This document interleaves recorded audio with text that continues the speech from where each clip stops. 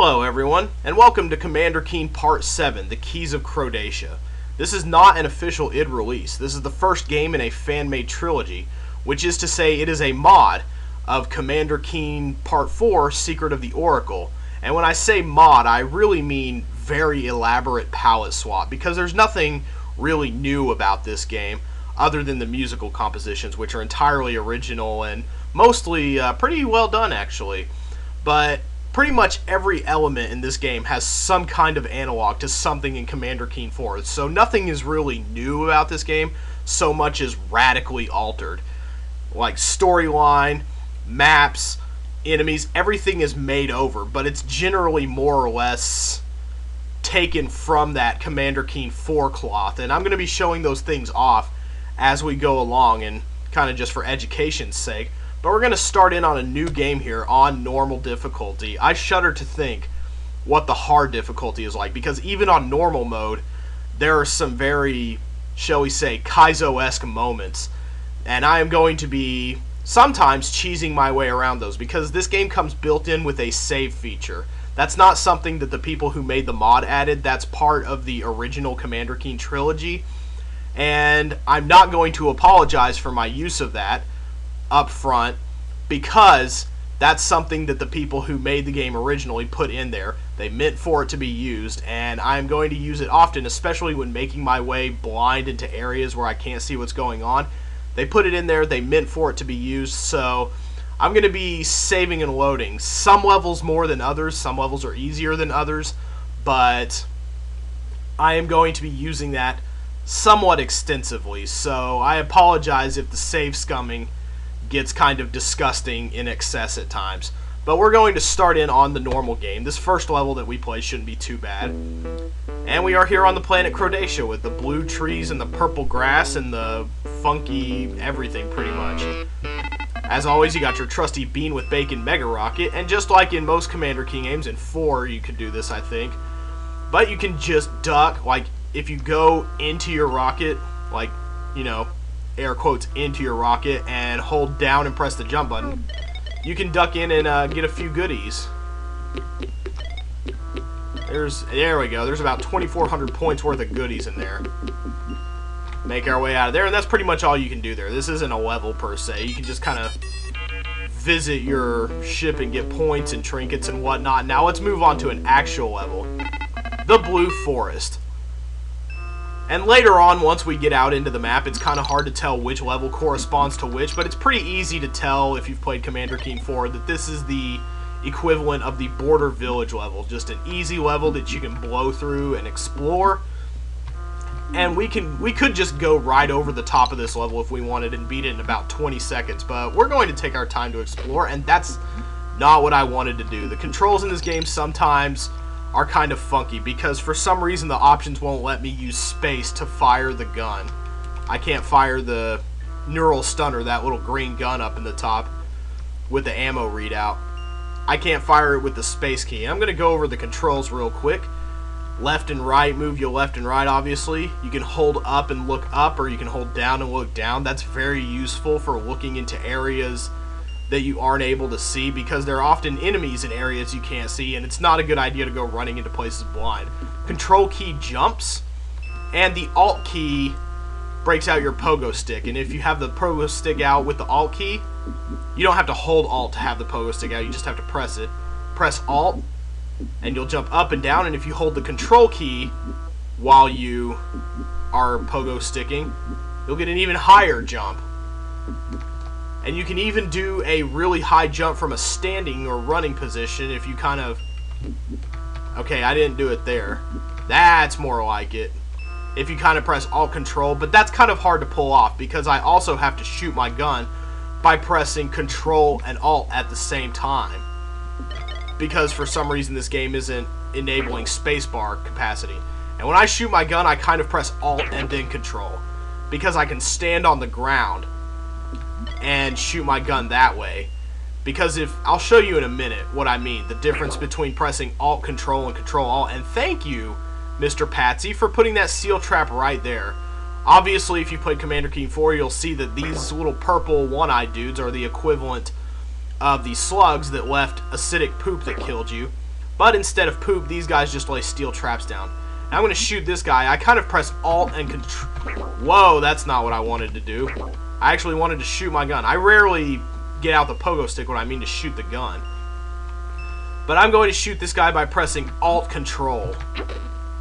You see, I stood on the ground and I had my feet planted while I was shooting the gun. We're gonna get a few ammo rounds here. If you press Control Alt, you kind of do a little hop there, and that's really frustrating, especially when there are enemies that are much faster than these little patsies coming at you. So it is in your best interest to press Alt Control in a somewhat fluid motion rather than pressing Control Alt, because if you do Control Alt, you'll do the little hop, and that can get really annoying after a while. Hello. We'll ignore him for now. We need to conserve ammo for the moment because you don't have very many shots in the early goings, so you need to kind of conserve ammo where you can. Now this guy we probably should kill because there's not much room to jump underground, and we'll need to get by him. But you always want to be looking at walls because there are lots of hidden passages in this game where you can get secret items and stuff. And I don't think there's one right there or anything, but let's go back up out the way and get ourselves some more little trinkets. These little crystal things are gems. You get 100 of those, you get an extra life. And there are also giant gems, which is to say opaque gems. And they give you an instant one-up. It's like the teardrops and the water bottles from Commander Keen 4. Pretty much exactly like that. And that little mound moving along the ground, we want to avoid him for now. That's a nozdrill, and they'll pop up out of the ground and try to kill you if they get right in front of you. You can shoot them, but you got to be really quick on the draw. I am going to try to avoid them where possible because I'm not too good at getting them. But we're going to leave now. And we're going to move on to the first level where we're going to get a key, the private manor. Soon as my external hard drive gets through with its hiccup here. There we go. External hard drives do sometimes do that, and I apologize for that. These guys, you might remember from Commander Keen 4, the bouncy balls. In the Commander Keen 4, they were not so bad. You could stand on them and get to things, but in this game, they're pretty much there exclusively to be in your way, so I always take them out, because they're dumb and annoying. Now we're going to go up here, and there's a little Easter egg to be found up here. We're going to kill him so we can get to the Easter egg real quick, and then we're going to flip that switch, but first, after we flip this switch, I'll show you if you stand in front of an open toilet in this game, we'll stand here for a few minutes and let Keen idle. For a few seconds, rather. He'll sit on the toilet and read a book. He'll do that very briefly. It's just a fun little Easter egg. But even that charming little morsel of toilet humor, as original and clever as it seems, has an analog, has something very similar to it in Commander Keen 4. In the Pyramid of the Moons, there's a picture of a moon on the floor, and if you stand on the picture of the moon in the Pyramid of Moons, all you have to do is wait a few seconds, and appropriately enough, Commander Keen will moon you. So yeah, there's that. And now we're going to move on. We want to move forward very slowly. This is about the point where we want to start saving our game. And this is a Magifly. He's just like the mosquitoes from Commander Keen 4. You can only kill them with the pogo stick when they're landed on the ground. So you got to be really careful. We aren't going to run into too many terrible enemies in here, I think, but this is the first place where you want to really start saving your game. Get ourselves some much needed ammo. And the trinkets in this area should be pretty easy to get too. We won't have to go too far out of our way to get some nice things. I was pretty sure there was something hidden in there, but I guess not. There we go. Now I know there's something down here. There we go. And let's keep on going up. Here is a very useful thing you can do. I'm going to hold up, and then I'm going to do Alt, Control, and shoot. You can fire up at enemies, so that you're not just, you know, jumping into the line of fire. That's very useful to know. And I don't think we're going to be getting into any trouble by going up here. There we go. I can just point up at him and do the same thing. There we go. And now... Oh, hey. I put my head through the ceiling. And I get a couple of, we got our first point-based one up there, actually. Good to know. You get 1-ups for every like, if the beginning, it's, how do I explain this? You'll see the pattern. You get a 1-up at 20,000 points, then at 40,000, then at 80,000. So it's basically like, if the score is like something thousand and it's a multiple of 2 at the beginning. So, you know, 20,000, 40,000, 80,000, 160,000, 320,000. I don't know if we'll get to 640,000. This isn't really the kind of million-point scoring game unless you're really just willing to hang around and get things. And that up there is a key. There are 7 keys in this game, and that is the first one that we are going to find. We need to find the 7 keys to Mort's base. And basically, I'm going to try to divide it up so that every day we do one kind of inessential level without a key, and one level where you find a key, just to kind of keep things consistent in a rhythm. With very few exceptions, we'll be doing 2 levels a day and 1 key, because it breaks up very nicely like that if you know how to sort it out. And now I'm going to do my first save. You just press escape to get to your wristwatch here. You do the save game, and I'm gonna save on LP right here, which I've made for exactly this purpose. And then we go back and we return to the game. And you'll see me doing that quite a bit. I'll try to keep the loading sequences out, particularly when I die or whatever, but you will see me saving my game a lot. Let's pick up the stunner from off the table. And now it's useful to duck to make sure you don't fall into that little electric pool that will kill you. And let's go down here because we have the red key. Excellent. Anything secret down here that I need to be aware of? I don't think so. Crap. We're going to have to wait on that then. Hum-da-dum. So, how's everybody doing today? Nice little starlit night out there. I like the house levels in this game. They're very... Crap. I meant to jump off that thing. I do that a lot. Sometimes you end up just walking off a ledge that you meant to jump off of, especially these magic carpet things that have kind of wonky hit detection. And that guy up there, that guy that's just sleeping in his little floating minecart or whatever, he will stay asleep until we touch him. And he is like the thunderclouds from Commander Keen that shoot lightning at you. He basically just poops a laser out at you in this game. And now we have to wait for the steel trap to clear out. It'll clamp shut after a few seconds. And we can move on and get some ammo. And we're going to need ammo because we're going to run into some fairly awful enemies up here. But we're going to wait for the carpet to come back up. And we're not even going to worry about him. I don't think we really need anything over this way, do we? It's probably just for kicks and giggles. But at this point, it's pretty easy to get things like this, so...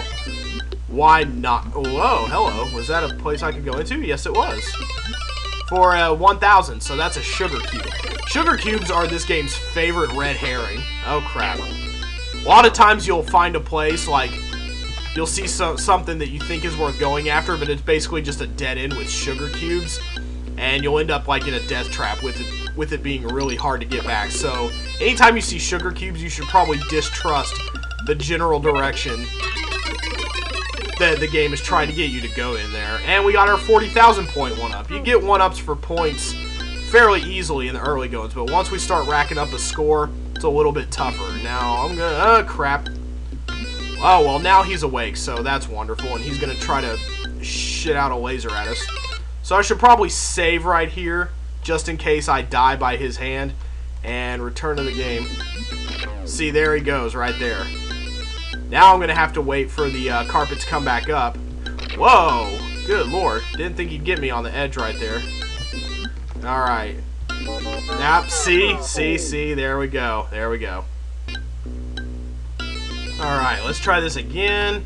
Okay, I think we've nailed it this time. And now we want to save before we go in here, because we're going to have our first encounter with the Krodacian. The Krodacians are kind of like... There were these enemies in Commander Keen 4 that... you could only stun. You couldn't actually kill them for good. They didn't have the stars around their heads, so they would wake back up after a certain point. And they are right here. They kind of slither along the floor. He'll be here soon enough, I'm sure. There he is.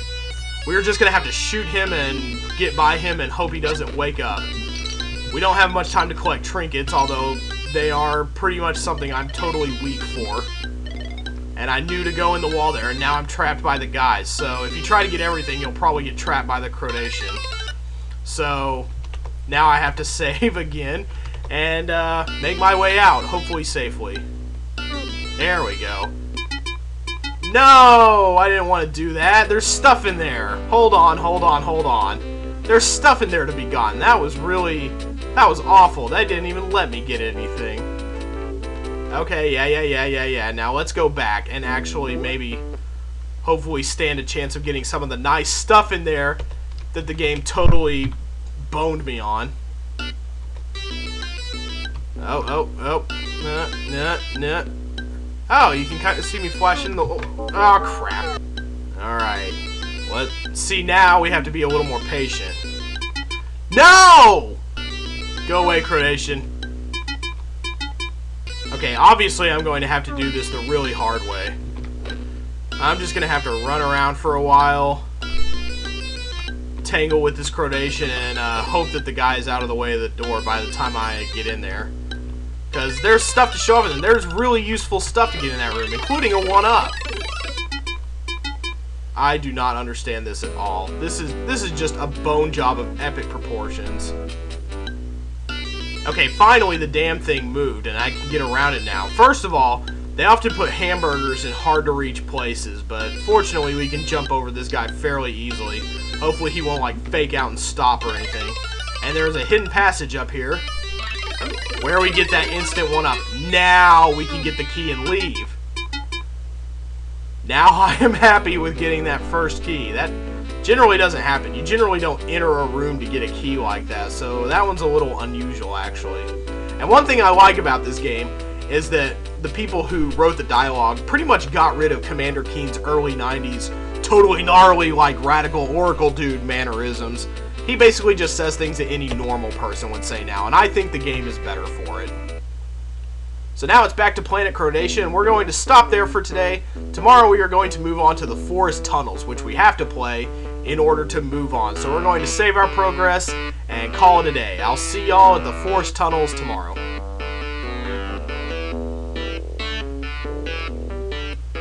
Also, I love that map music. It sounds like something from a Delphine game on the Genesis. Very awesome.